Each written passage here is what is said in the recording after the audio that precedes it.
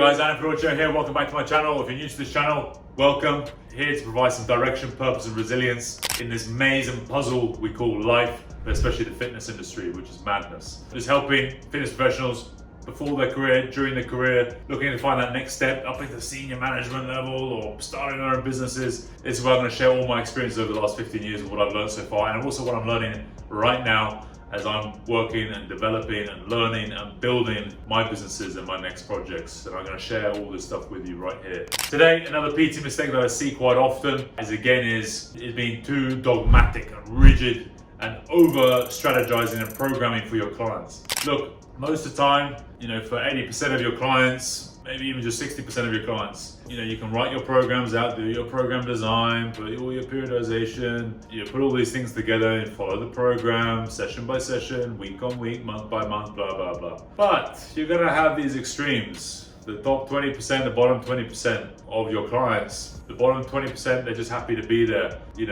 They don't really know much about training. They're there maybe for a social reason. They're there just to be because their friends are there. They're not that interested in the gym yet. Maybe they will in the future, but they just want to move. They just want to get through it. They got so many other big things on their mind that this is just 1 hour out of the other, and task for their day on their to-do list out of the other 20 on their to-do list, because they've got so many other things. They don't want to think when they come in.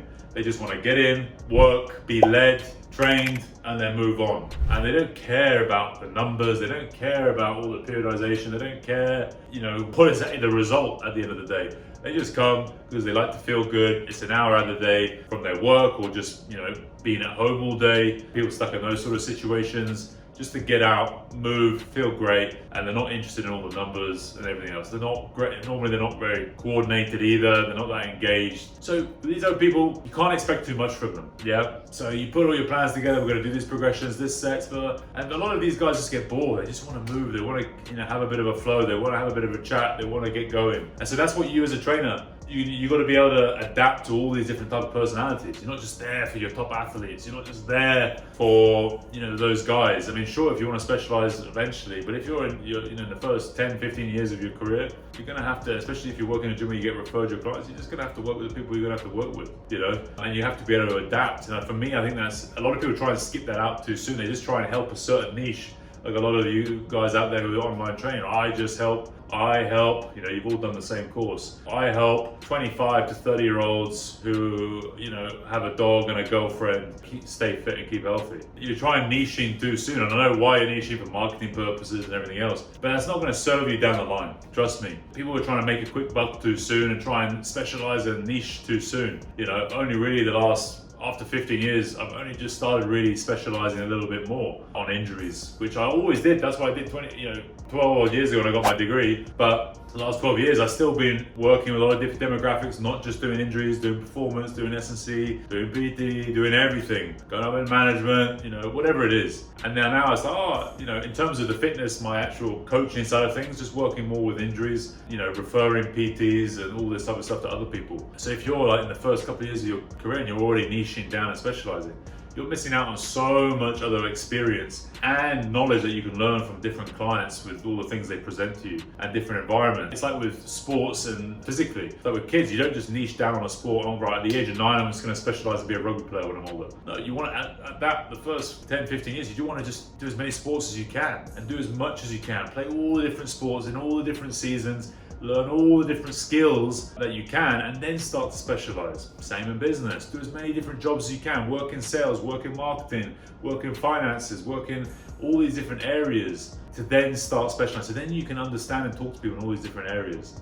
So you're not just the one thing and one person and that's it. And this is going back to writing your program. So many people are so dogmatic with their program, right? We're gonna do this no matter what. I don't care what you're feeling like, no matter what the night you had, if you only slept 1 hour of sleep, or you're showing these symptoms, this is the program. We're gonna do our push-pull legs, we're gonna do our split squats and incline dumbbell press, we're gonna do our lat pull downs and hamstring curls, blah, blah, blah, blah. Just have these generic programs. And for those of you who just wanna make a quick buck, fine, but you're doing just the industry and your clients a disservice just generating these big general programs to everyone and not adjusting anything. It's just lazy at the end of the day, and you're giving everyone else a bad name who actually cares about this sort of thing. You know, from this, and you've got to be prepared sometimes for that top 20%. So I touched upon the bottom 20%, also top 20% who maybe are top athletes. You've got to change things, you've got to have a lot of variety, you've got to do things on a weekly basis. They've got a lot of stuff, activities going on, they're just super intense, and you know, their goal changes every week. I've had clients like that. Their goal changes every single week. They want to do new things, or they come in every day just feeling like, I want to do this today, I want to do that today, I want to do powerlifting today, I want to do my back and calves today. And you're like, every day is a different day. They just want to train whatever they feel like that day. They don't want to have a program, a rigid program. I know so many trainers who would come, spend my old place, trainers would come and they would write these big long programs with 1 month or 3 month periodized programs with undulation, conjugate, whatever it is. And then the client just comes and says, I don't want to do any of that. They spent like hours writing out these programs. And then they basically just put a big red pen through the whole thing. So, but this is the bit where you've got to be able to, it's psychology, you've got to understand the people, understand the person in front of you, and read as quickly as you can what type of client this is. This is a top 20% guy who, or girl who just wants to, you know, come in intense. They like variety, they want to do different things, they like the excitement and novelty, and change it up and go by how they feel. Right, I want to do conditioning today. You know, I want to do strength work, I want to do bodybuilding today, or whatever, I want to do gymnastics, whatever it is. Or you have your normal 60% of people who are like, yeah, you know, you can just give them a program and crack on with it and progress it week by week or whatever, and they're pretty consistent. And then you have the bottom 20, just happy to be there. They just want to come in, it's part of their social, you know, lifestyle program. They're not interested in counting anything or, you know, all this other stuff. So it's important that you work on that and so you can save time and manage your expectations better with them, so that you're not getting frustrated and they're not getting frustrated at you because you're just not aligning, you're just getting broken apart. So really look out for that, and then, you know, so you can build realistic expectations so that you can get the most out of it, they can get the most out of it, and you're not getting frustrated, you know, with each other and you know, all this type of thing, and you can let go. Some people just have to let go and just go with the flow. Other people, you know, you can put, they want to see the numbers, they want to see the plans, they want to see the programs, they want to see all this stuff, which is great. But then you also can have the people who just don't care.